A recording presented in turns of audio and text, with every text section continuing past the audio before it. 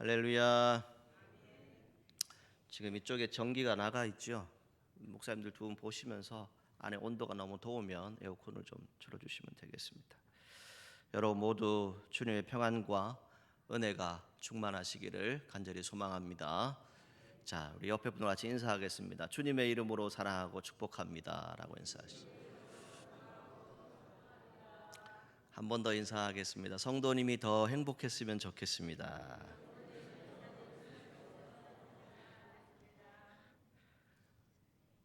여러분 우리나라의 칭호가 무엇인지 혹 알고 계십니까? 우리나라의 국호 무엇이지요?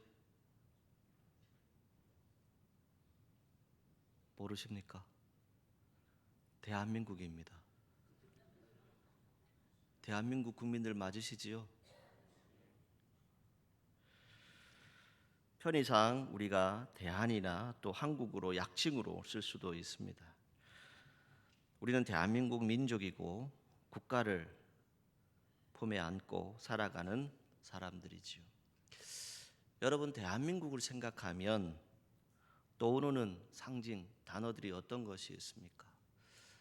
저는 세 가지가 있는데요. 제일 첫 번째는 이 그림입니다. 한번 보여주시죠. 자, 저게 뭐지요? 네, 태극기입니다. 닫아주시죠. 자, 이 태극기 흰색 바탕에 가운데 태국 문양과 네 모서리에 건공감리 이 사괴로 구성이 되어져 있죠. 자, 이 태극 문양은 음과 양을 의미합니다. 그리고 사괴는 하늘, 땅, 물, 불 이것을 의미를 하죠. 그래서 음과 양이 서로 변화되고 발전하는 모습을 이 태극기에 담았다라고 말합니다. 그래서 오늘도 6.25 기념주의를 맞이해서 이 강단에 이렇게 태극기를 개양해 두었습니다. 자, 이 태극기 어떠한 뜻을 가지고 있다고 말씀드렸죠?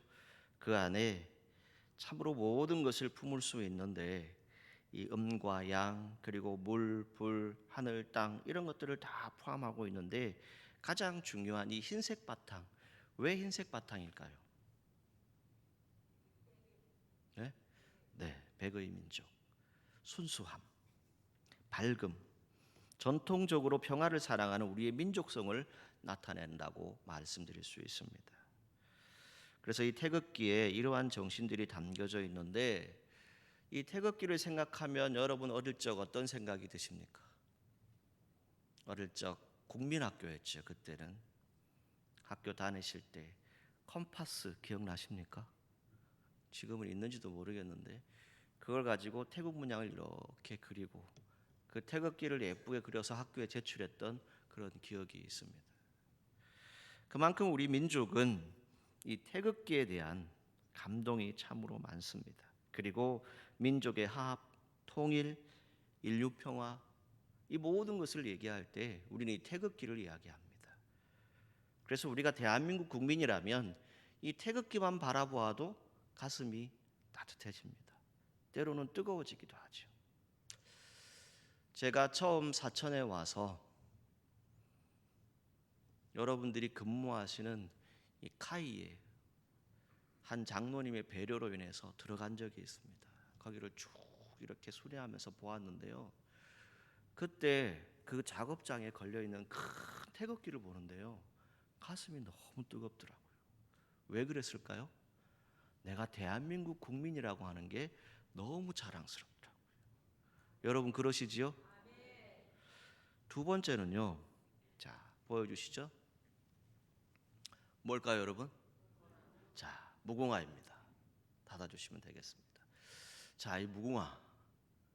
여러분 머릿속에 떠오르는 노래가 있죠. 무궁화 무궁화 우리나라 꽃 하는 이런 노래를 우리가 불렀어요.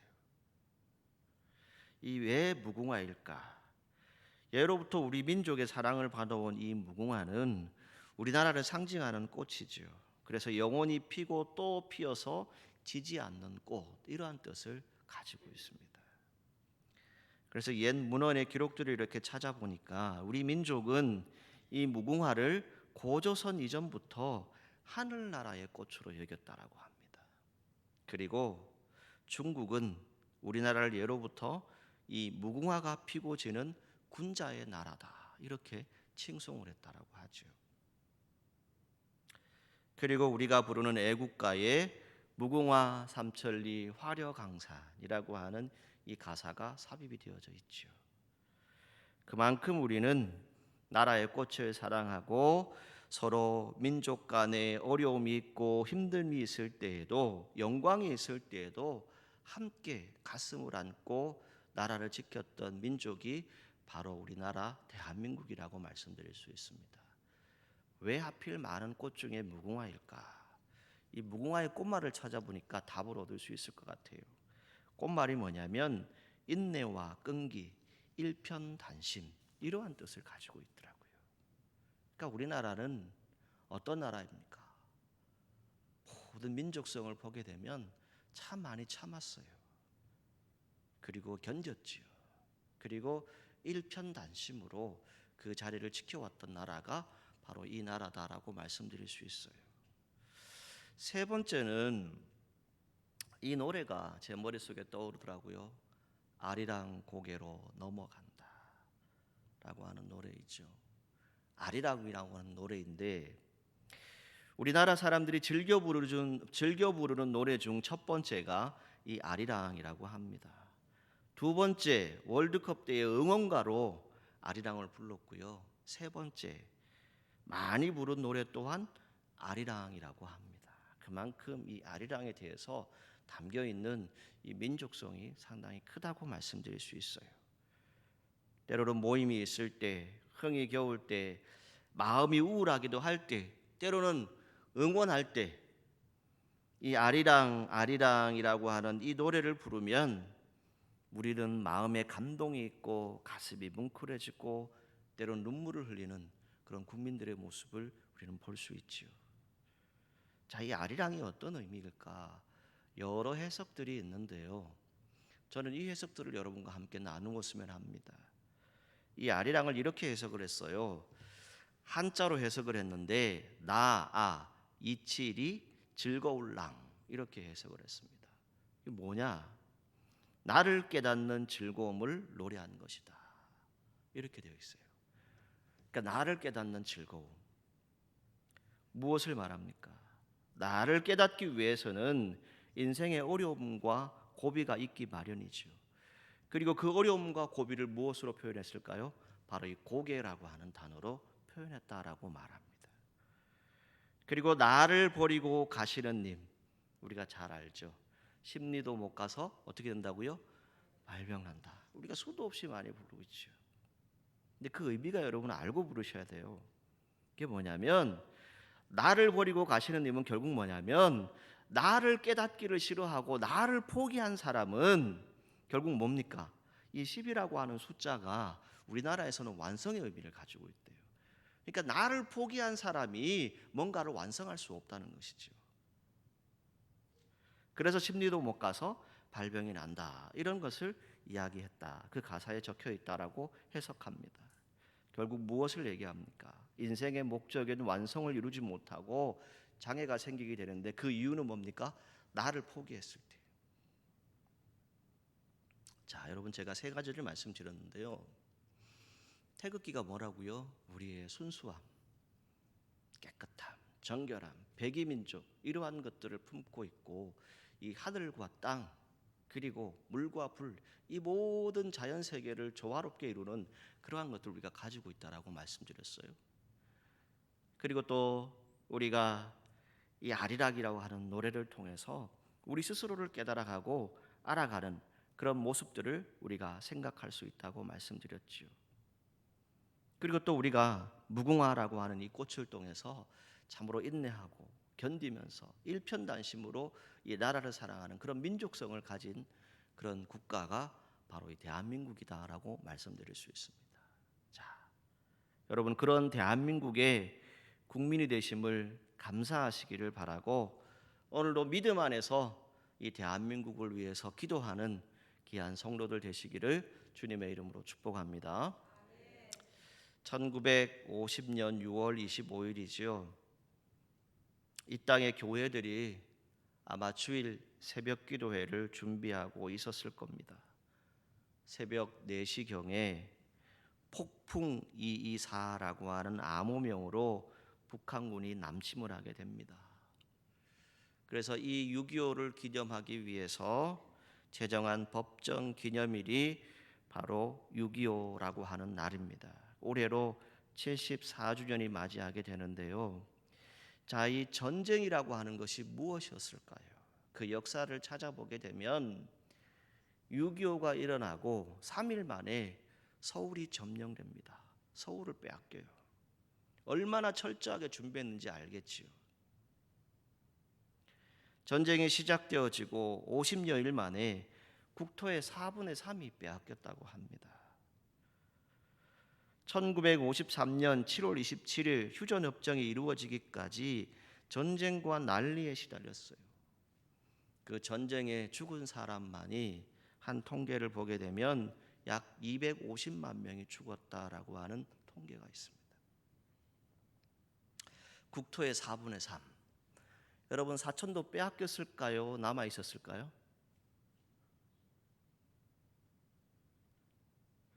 제가 답을 얻었어요. 이번 주에 신방을 하시는데 95세 된 어르신이 오셨어요. 같이 예배를 드리면서 제가 이렇게 여쭈었어요. 6.25 때 어떠셨어요? 라고 하니까 북한군이 여기까지 내려왔대요. 여기도 다 점령을 했지요. 여기 남해, 저기 제주까지 다 점령을 했어요. 그런데 마지막 남은 보루가 어디였죠? 낙동강. 우리가 알고 있죠. 낙동강 전선. 그중에 저도 여러분도 기억하는 다부동이라고 하는 곳이 있습니다. 지금은 다부동 전적기념관으로 이렇게 꾸며져 있는데 유난히 중앙고속도로를 타고 가면 거기만 가면 차가 막힙니다. 참 이상하죠. 그런데 그 역사를 이렇게 쭉 찾아보니까 이런 내용이 있어요. 국가 전망의 위기를 극복하기 위한 최후의 저지선이었다라고 되어 있습니다. 그 당시 1950년 8월에 30년 만에 가뭄이 들었고 무더운 날씨였다라고 합니다. 약 37도였다고 해요. 그때에 목숨을 걸고 그 참혹한 그 무서운 시간 가운데서 끝까지 견뎌야 했던 우리의 군인들이 있었습니다. 우리 민족들이 있었지요. 목숨을 내걸고 나라를 지켜야만 했던 그분들이 있었습니다. 그 통계를 보게 되면 아군만 그 전쟁에서 약 10,000명이 전사를 합니다. 그 당시에 그 군인들의 나이가 어떠했을까요? 소년병. 지금으로 얘기하면 15세가 조금 넘는 그러한 소년병들도 있었고 또 청년들도 있었겠지요. 그 모든 시간들을 우리는 견뎌왔습니다. 아픔을 가지고 시간이 지나왔지요. 저는 이 말씀을 준비하면서 이런 생각을 해보았어요. 제 나이를 갑자기 생각해 봤어요. 그러니까 제가 1970년대 초반생인데 가만히 생각해 보니까 사실 전쟁이 끝난 지 얼마 안 된 것 같아요. 1953년에 휴전을 했으니까 약 한 17년 정도밖에 시간이 안 지났죠. 그런 시간이더라고요. 그때 우리 부모 세대가 어떠했을까? 그 생각이 들었어요. 6.25를 겪고 난 다음에 폐허가 된 그 땅을 다시 복구할 때 우리 부모 세대의 마음은 어떠했을까요? 가난했지만 민족은 하나였습니다. 힘들었지만 우리 민족은 다시 일어서야 한다라고 하는 강한 신념이 있었지요. 그 가운데 무엇이 있었을까요? 바로 오늘 우리가 예배드리고 있는 이 장소에서 눈물로 기도했던 우리 믿음의 선진들이 있었습니다.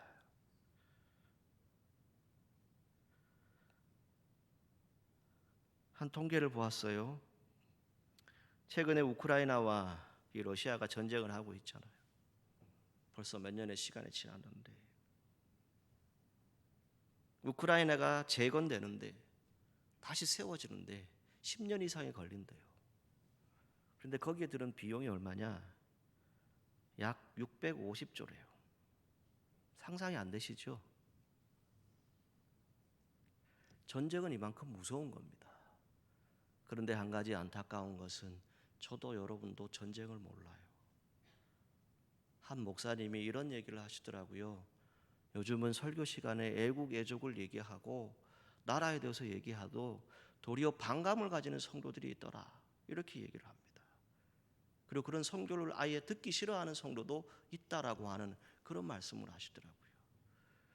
여러분 대한민국 국민들 맞으시지요? 여러분 이 나라와 이 민족이 어떻게 이 자리까지 왔습니까? 지금도 북한은 계속해서 대남 침략 공세를 쉬지 않고 있습니다. 이제 이번 주가 지나서 금요일에 탈북하신 우리 집사님께서 오셔서 이 북한의 상황 또 왜 우리가 통일을 해야 되는지 이런 부분에 대해서 말씀하시겠지만 이 탈북민들이 왜 이렇게 늘어나고 있는지 이유를 여러분 아십니까? 그분들이 탈북을 할 때에 그냥 쉽게 탈북할 것 같습니까? 아닙니다. 정말 목숨을 걸고 합니다. 여기서 죽을지언정 내가 자유를 찾기 위해서 나가겠다. 그런 위협을 무릅쓰고 그 일들을 하시는 분들입니다. 최근에 군사 경계선을 두고 신경전이 벌어지고 있는 상황들이 언론을 통해서 계속 나오고 있죠. 자, 이런 상황 속에서 목회자로서 이 6.25 기념주의를 지나면서 여러분들에게 무엇을 말씀할 수 있을까? 성경을 묵상하는 가운데 오늘 본문 5절 말씀이 눈에 들어왔어요. 5절 말씀을 보시기 바랍니다. 사람을 믿으며 육신으로 그의 힘을 삼고 마음이 여호와를 떠난 사람은 저주를 받을 것이다 라고 말씀합니다. 무엇을 얘기해요? 예레미야가 죄를 짓고 하나님을 떠나는 이스라엘 백성들에게 이스라엘 나라의 심판과 멸망을 선포하는데 회개하지 않고 하나님께로 돌아오지 않으면 나라가 멸망할 것이고 바벨론 포로로 잡혀가게 될 것을 선포합니다. 그럼에도 불구하고 이스라엘 자손은 무엇을 이야기합니까? 자기 민족과 국가가 하나님의 손에 있다라고 하는 것을 믿지 않았다라고 성경은 말씀합니다.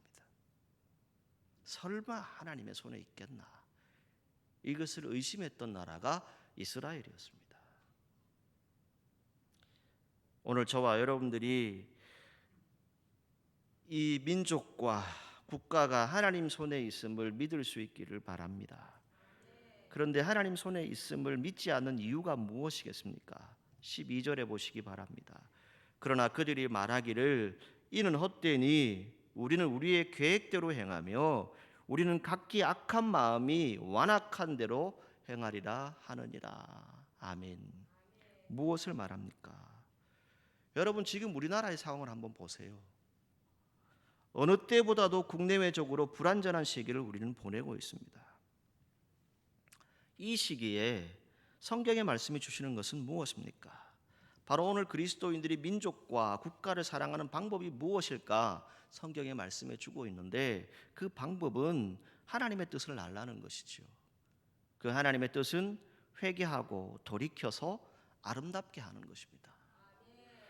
토기장이가 잘못된 그릇을 부수고 다시 아름다운 그릇으로 만드는 것처럼 하나님은 이스라엘 백성을 아름답게 만드시겠다라고 하는 약속의 말씀을 주고 있다는 것이지요. 그 단서로 무엇을 얘기합니까? 7절에서 8절 말씀에 보게 되면 민족이나 국가를 뽑거나 부수거나 멸하려 할 때에 그 민족이 악에서 돌이키면 내가 그에게 내리기로 생각하였던 재앙에 대하여서 뜻을 돌이키겠다라고 말씀하고 있어요. 그 악에서 돌이키면 말합니다. 뭘 말합니까? 죄를 회개하면 다시 세워주겠다라고 하는 것을 말씀하죠. 민족이나 국가를 뽑거나 부수거나 멸하려 하시다가 회개하면 다시 뜻을 돌이켜서 주께로 나아오면 복되게 세우시겠다라고 하는 말씀입니다. 여러분, 이 말씀을 듣는 우리가 어찌해야 할까요? 과연 오늘 우리가 이 나라와 이 민족을 바라보면서 무엇을 기도하고 회개해야 할까요? 가장 먼저 이렇게 말씀드리고 싶습니다. 우리 안에 이기주의가 있습니다. 개인주의가 있어요. 지나치게 자기중심적이지요. 그래서 재앙을 대해서 심판을 예고하는 하나님의 말씀을 듣고도 그들이 말하는 것이 무엇입니까? 헛되다. 우리는 우리 계획대로 행하고 우리는 우리의 악한 마음이 완악한 대로 행하겠다라고 말하고 있어요. 이 땅에 심판이 오든 말든 나는 그냥 나만 잘 살겠다라고 하는 그런 마음들이 가득하다는 것이지요. 요즘은 개인주의가 상당히 팽배해져 있습니다. 그래서 자기 일이 아니면 무관심합니다. 자기 일과 직결되는 일이 아니라면 눈에 쌍불을 켜고 달려듭니다. 왜 달려들어요? 싸우려고 하는 것이지요. 오늘 이 시대에 우리가 믿음의 사람으로서 하나님의 뜻을 이루고 이 나라와 이 민족이 회개하고 다시 하나님께로 돌이킬 수 있는 방법은 다른 것에 있지 않습니다. 저도 여러분도 하나님의 자녀임을 믿으시기를 바랍니다. 구원받은 하나님 백성임을 믿으시기 바랍니다. 여러분 안에 천국을 소유하고 있음을 믿으시길 바랍니다. 그렇다면 우리가 이 시대에 해야 될 것은 무엇이겠습니까? 이 민족과 국가를 위해서 정말 회개하고 기도해야 될 사람이 바로 우리입니다. 우리가 기도하지 않기 때문에 지금 이 나라가 이런 것입니다. 두 번째는 완악하기 때문이지요. 자기들 스스로가 악한 마음을 가지고 있음을 알고 있지요. 얼마나 강팍한 백성들이기에 이 악한 마음이 완악한 대로 행하겠다라고 말씀하고 있을까요? 한 사회학자가 오늘날의 시대를 가리켜서 도망가는 세대다라고 하는 표현을 합니다. 그 이유는 자신의 본분과 역할을 망각하는 현대인들의 특성을 빗대어서 한 말입니다. 오늘 여러분 우리 시대를 한번 잘 보십시오. 우리 사회가 혼란스러운 이유가 무엇입니까? 자신이 할 일은 다 하지 않고 자기 자리를 떠나서 다른 사람들의 일을 자꾸 참견합니다. 자기 일은 제대로 하지 않으면서 남의 일에 대해서 이거 해라 저거 해라 말하고 있는 사람들이 얼마나 많습니까? 진정한 나라, 진정한 국가를 다시 세울 수 있는 그 방법은 무엇일까요? 저는 여러분들에게 이렇게 말씀드리고 싶습니다. 대통령이면 대통령답게 국가를 운영해야 합니다. 국회의원이면 국회의원답게 정말 국민을 위해서 일해야 합니다. 목사면 목사로서 내 자리를 분명히 지켜야 합니다. 여러분들이 성도라면 성도로서 여러분들의 자리를 온전히 지켜야 합니다. 오늘날 이 시대 가운데 왜 이런 일들이 일어나고 있습니까? 다른 것이 아니죠. 자기의 가치, 자기의 자리를 잃어버렸다는 거예요. 그 이유가 뭡니까? 사람들이 완악해져 있다는 겁니다. 얼마나 완악합니까? 심지어 성도들 안에도 이런 모습이 나타난다는 것이죠. 민족이 복음화를 위해서 기도해야 된다, 사명을 가지고 주의 일들을 해야 한다라고 하는 수많은 일들을 합니다. 그 가운데 우리가 보아야 할 건 다른 것이 아닙니다. 우리 스스로가 혹 하나님 앞에 완악한 마음을 가지고 있지는 않은지, 교만하지 않은지를 우리는 돌아볼 시대에 살아가고 있습니다. 오늘 새벽에도 말씀드렸지만 오늘 우리 스스로가 금송아지 우상 그 형상을 만들어 놓고 살고 있습니다. 하나님 외에 다른 것을 섬긴다고요.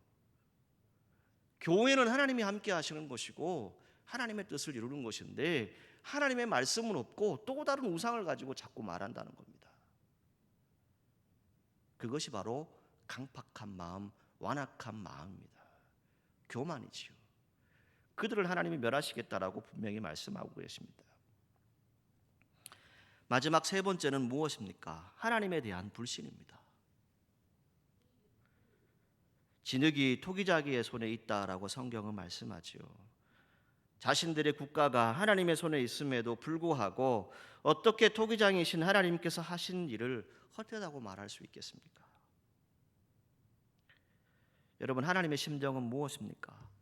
모든 사람들을 유익하게 하고 복이 되게 하는 것이다라고 분명히 성경에 기록하고 있잖아요. 그런데 그 조건이 뭡니까? 악에서 돌이키라는 거예요. 그리고 죄를 회개하라는 겁니다. 그러면 아름다운 국가를 세울 것이고 복받는 백성으로 살아가게 할 것이다라고 하는 말씀을 분명히 주고 있어요. 그럼에도 불구하고 그들은 어떠합니까? 하나님에 대해서 불신했다는 겁니다. 하나님 믿지 않았다는 겁니다. 오늘 여러분들에게 이렇게 말씀드리고 싶습니다. 하나님은 기도하는 여러분들에게 이 민족과 국가의 운명을 맡기셨습니다. 그러므로 이 나라를 책임지는 것 바로 저와 여러분들입니다. 군대가 책임지는 것 아닙니다. 국방부가 나서서 이 나라를 책임지겠지, 그건 아닙니다. 우리가 해야 될 것은 무엇입니까? 기도하는 교회와 성도들입니다. 우리나라가 번영하고 안전을 책임질 수 있는 방법 다른 것에 있지 않아요. 우리 믿음의 사람들이 회개하고 돌이켜야 돼요. 이거 하지 않으면 이스라엘 백성들을 멸망하시겠다라고 말씀하셨던 그 하나님이 우리에게 어떤 일들을 행하실지는 알 수 없습니다. 여러분, 저도 여러분도 그리스도인이라면 더욱 이 나라에 대한 자부심을 가지십시오.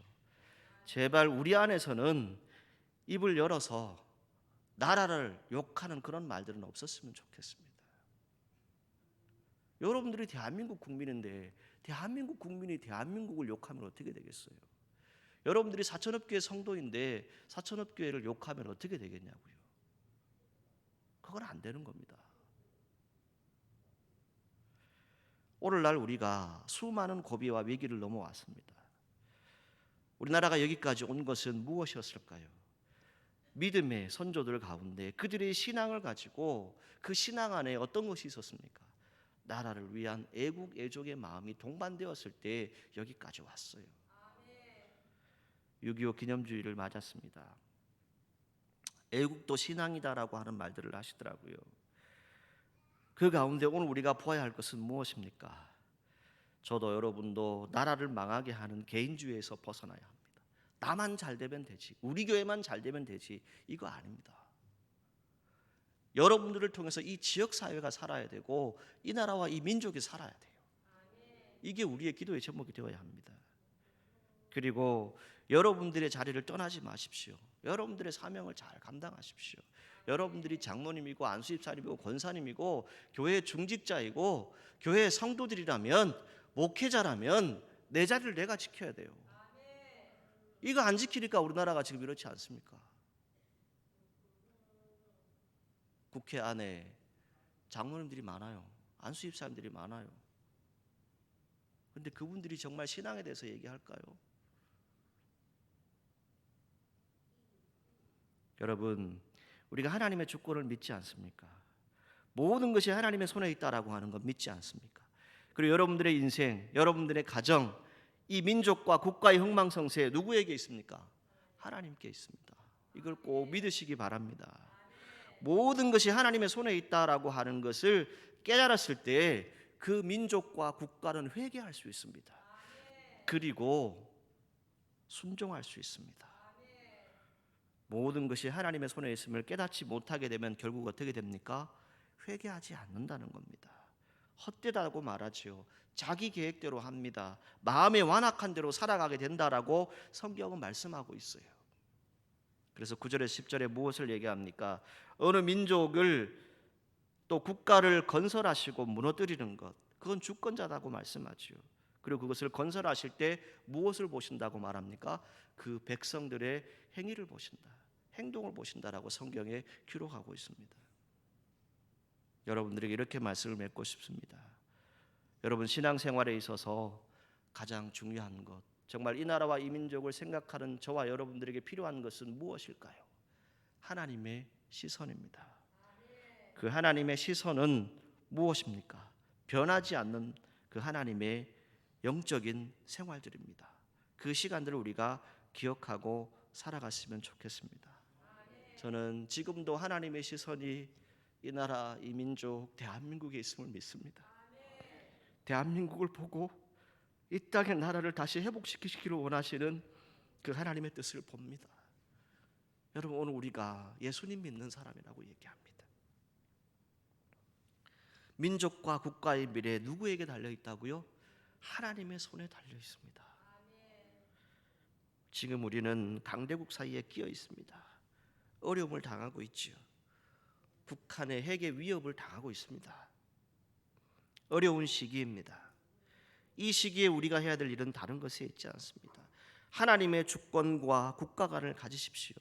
다시 한번 우리가 하나님 앞에 회개하고 기도할 때에 토기장이 되신 이 하나님께서 무엇을 하십니까? 우리의 가정과 민족과 국가를 더 아름답게 만들어 주실 것이다 라고 말씀합니다. 이것을 믿고 정말 민족과 국가를 위해서 기도하시는 저와 여러분들이 되기를 주님의 이름으로 축복합니다. 기도하겠습니다. 거룩하신 하나님, 이 나라와 이 민족이 6.25라고 하는 큰 전쟁을 겪으면서 여기까지 왔습니다. 지금도 수많은 일들이 벌어지고 있습니다. 우리 안에 개인주의가 있고 완악함이 있고 교만함이 있고 오만함이 있습니다. 심지어는 하나님이 없다라고 불신하고 있는 그런 신앙의 자리가 없습니까? 주님, 우리가 주님 앞에 회개하게 하여 주시고 다시 이 민족과 국가를 세우시는 하나님의 손에 전적으로 맡길 수 있는 우리 모두가 될 수 있도록 인도하여 주옵소서. 예수님의 이름으로 기도하옵나이다. 아멘.